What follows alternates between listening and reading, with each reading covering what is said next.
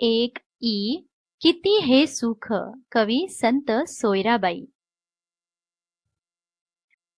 स्वार्थात मीपणात गुंतलेल्या व्यक्तीची कशी फजिती होते याचे वर्णन या अभंगात आले आहे.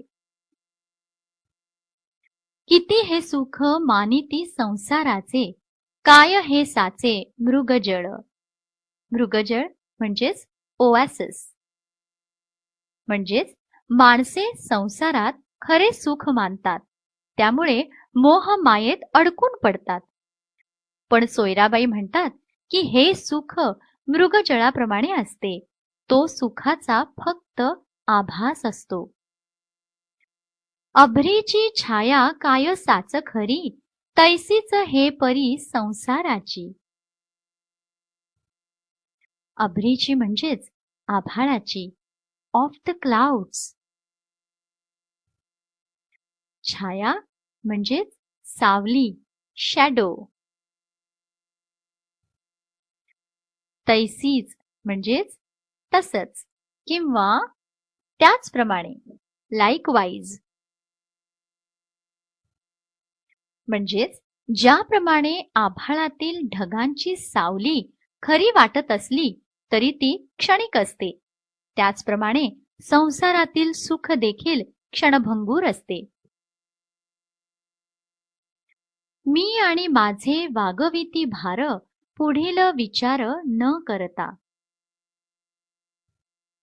म्हणजेच संसारात सुखप्राप्तीसाठी प्रत्येक जण धडपडत असतो.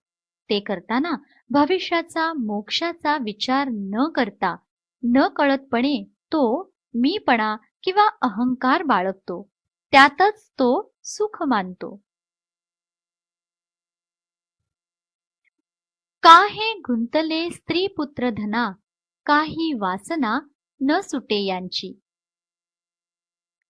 वासना म्हणजेच अर्ज, क्रेविंग. सोयराबाई म्हणतात, पत्नी पुत्र अशा नातेसंबंधात माणसाचे मन गुंतलेले असते. पैसा अडक्याच्या लोभात तो अडकून जातो. अशा भौतिक गोष्टींबद्दलची त्याची इच्छा कधीही सुटत नाही. सोयरा म्हणे अंती कोण सोडविल, फजिती होईल जन्मोजन्मी. अंती म्हणजे ॲट द एंड. फजिती म्हणजे एम्बॅरसमेंट.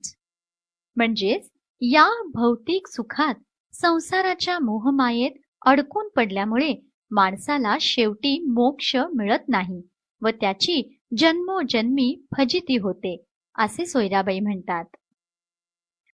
किती हे सुख मानिती संसाराचे, काय हे साचे मृगजळ. अभ्रीची छाया काय साच खरी, तैसीच हे परी संसाराची. मी आणि माझे वागविती भार, पुढील विचार न करता. का हे गुंतले स्त्री पुत्र धना, काही वासना न सुटे यांची. सोयरा म्हणे अंती कोण सोडविल, फजिती होईल जन्मोजन्मी.